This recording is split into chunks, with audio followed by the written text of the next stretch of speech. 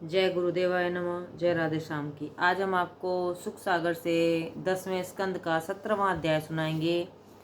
श्री कृष्ण जी का दावाग्नि भक्षण। इतनी कथा सुन राजा परीक्षित ने हाथ जोड़कर श्री सुखदेव जी से पूछा, हे मुनीश्वर, कालियानाग और गुरुड़ में क्या बिगाड़ था जिसके कारण वह रमणीक द्वीप छोड़ यमुना के एक कुंड में आ बसा था? कृपा कर वृत्तांत को मुझे सुनाइए।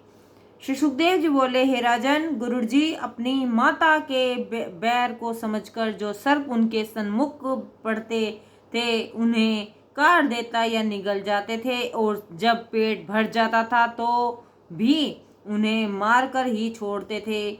इससे व्याकुल होकर वासुकी आदि नाग ब्रह्मा जी के पास गए तो उन्होंने गुरुड़ को बुलाकर सर्पों से मेल करा दिया। तब से गुरुड़ प्रति अमावस्या को उन सर्पों से एक बलि लिया करते थे, परंतु पुत्र कालिया ने गुरुड़ को कुछ न समझा और न कभी अपना भाग ही उनको दिया। इससे क्रुद्ध हो गुरुड़ जी उससे मारने दौड़े तो उसने उनसे युद्ध कर लिया। कालिया और गुरुड़ के का भारी युद्ध हुआ,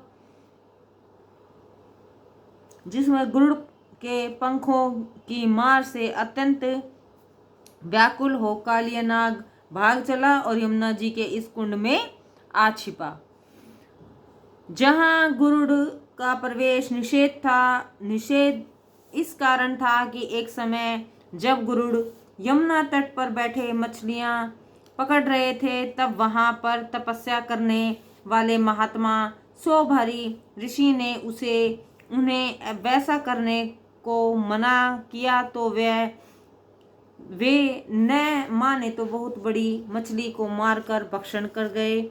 इससे मत्स्य के कुटुंबियों को बड़ा दुख हुआ और वे सब मिलकर सौभरी ऋषि के पास आए, अपना दुख कहा।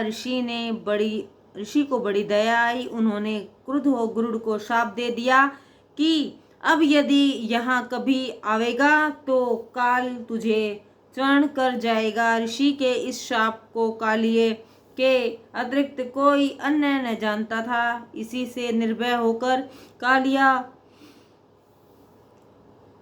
वहां जा बसा और गुरुड़ उसका कुछ न कर सके। हे राजन, उधर कृष्ण को पाकर उसमें चेतना आ गई और नंद, यशोदा, रोहिणी, बलराम सहित समस्त गोपियां और गोपगण आनंदित हो गए।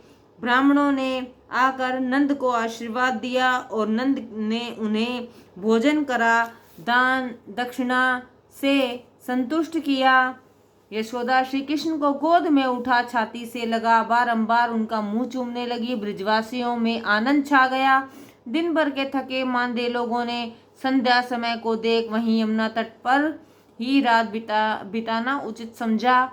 जब रात में सब लोग वहीं सो रहे थे तो आधी रात के समय होते ही वृंदावन के उस बाग में जहाँ ये लोग सोए थे भयंकर आग लग गई। गोपियां, गौएं, बछड़े लोग सोए थे, भयंकर आग लग गई।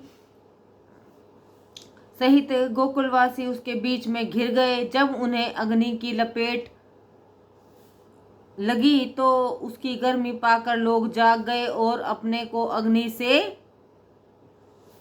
से घिरा देख, हे कृष्ण, इस अग्नि से बचाओ बचाओ, ऐसा कहकर चिल्लाने लगे। नंद, यशोदा सहित गोकुलवासियों की इस पुकार को सुन श्री कृष्ण जी ने उठते ही उस अग्नि को पी लिया।